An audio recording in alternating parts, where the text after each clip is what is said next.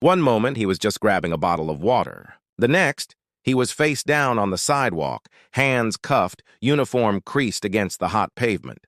Cameras pointed, people whispered, and two officers stood over him, convinced he was a fraud.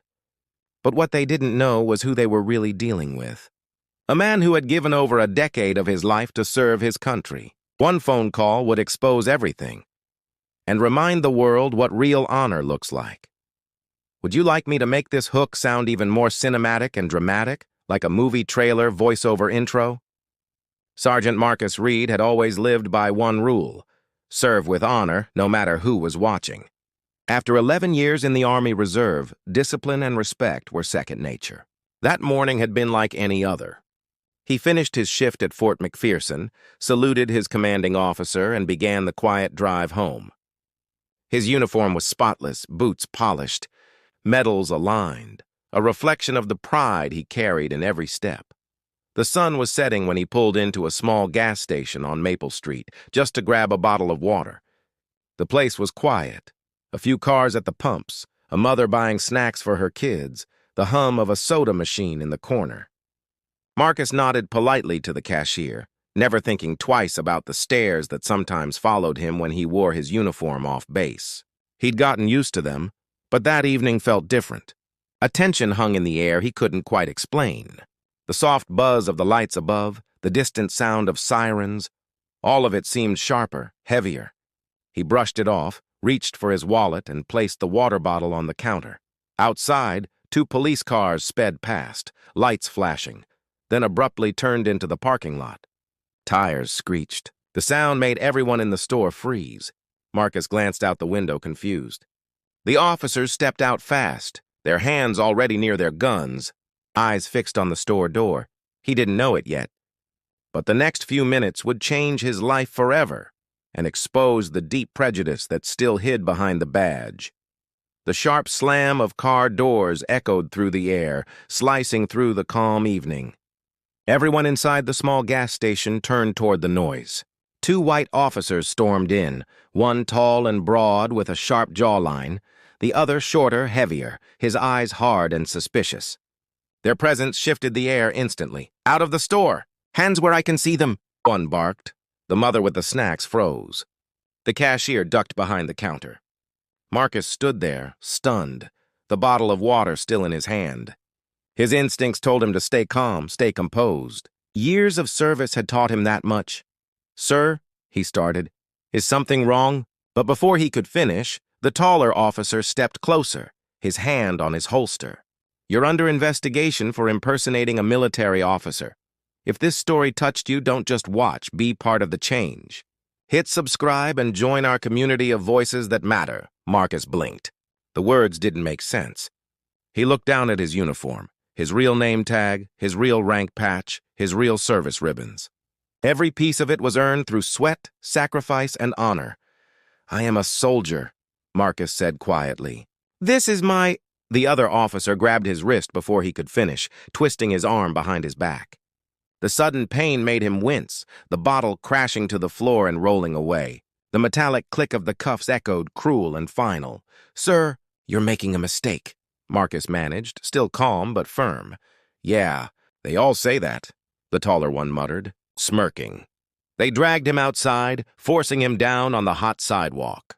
The concrete burned through the fabric of his pants. Cars slowed to watch. A few people started recording.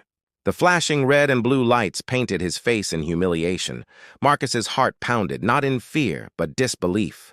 After all these years serving his country, this was how they saw him? He could hear the officers whispering. "Fake uniform. Probably stolen. Can't risk letting him go."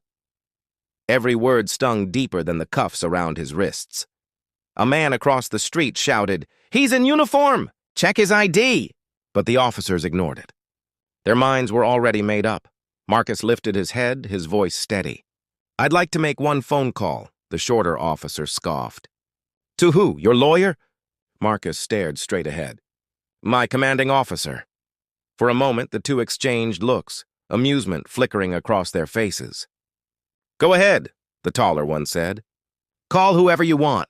Still cuffed, Marcus managed to reach into his pocket. His hands trembled slightly, not from fear, but from the weight of the moment. He found his phone, scrolled through the contacts, and pressed one name. It rang twice. "Colonel Nathaniel Briggs," came a deep, calm voice. "Sir," Marcus said quietly. "This is Sergeant Reed. I've been detained. They claim I'm impersonating military personnel." There was a pause, a silence so heavy it made both officers glance at each other. Then the colonel's voice came through, low and firm. "Stay where you are, Sergeant." "I'm on my way." Marcus looked up, his eyes meeting the officers. "Help is coming," he said simply. They laughed, shaking their heads. "Sure it is," but Marcus didn't respond. He knew what that voice meant. He knew what was coming. Around him, phones kept recording. The hum of tension grew. Somewhere deep inside, Marcus understood. This wasn't just about him anymore. This was about every soldier, every black man who had been doubted, disrespected, or devalued for the color of his skin. And soon, the entire world would see it.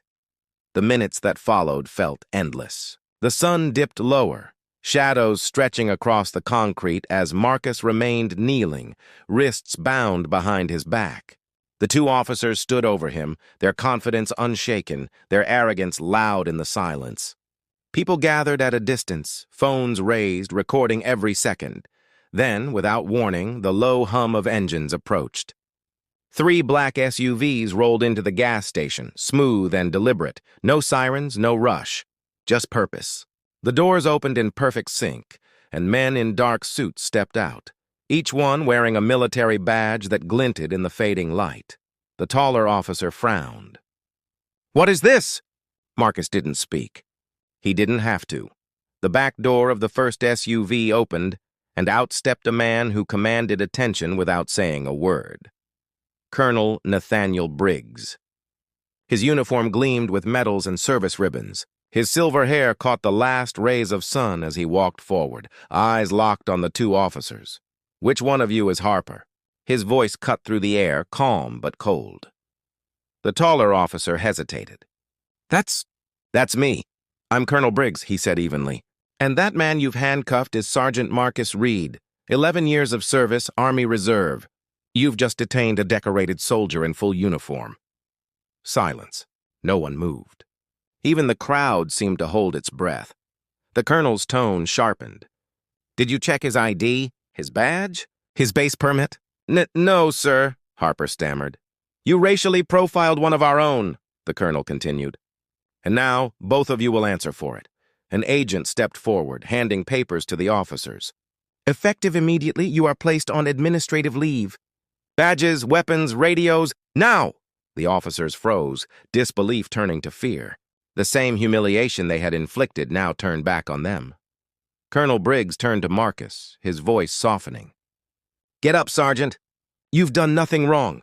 As Marcus rose, the crowd erupted in cheers. Phones shook in trembling hands, capturing the moment Justice stood tall in uniform. But this wasn't over yet, because by morning, the entire world would know exactly what happened on that sidewalk. By the next morning, the video had gone viral. News channels replayed it non-stop.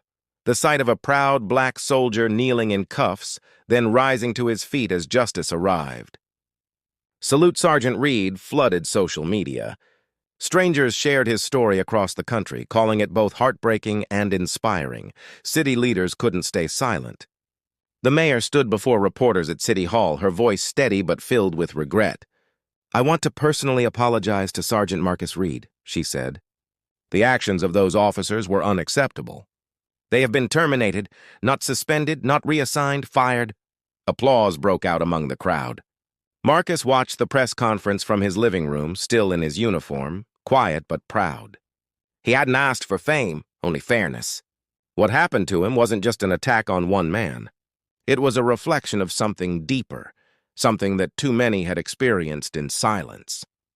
A week later, he was invited to speak at the police academy. The room was filled with young recruits, men and women ready to serve, eyes wide with anticipation. Marcus stood at the front of the room, no notes in hand, only truth in his heart. "Before you put on that badge," he said, "remember what it represents. Power doesn't make you right. Listening does." Respect does. When you see a black man in uniform, don't see a threat. See a brother who's fought for the same flag you stand under. The room stayed silent for a moment. Then the recruits began to clap, slow and steady, until the entire hall echoed with applause. That night, Marcus sat on his porch with a glass of sweet tea, the sun setting low. He didn't feel anger anymore, just peace. He'd faced humiliation, but he stood tall, because dignity can't be taken away. He reminded the world that respect isn't a favor, it's a right. And maybe, just maybe, stories like his will make the next officer stop, think, and choose justice over judgment.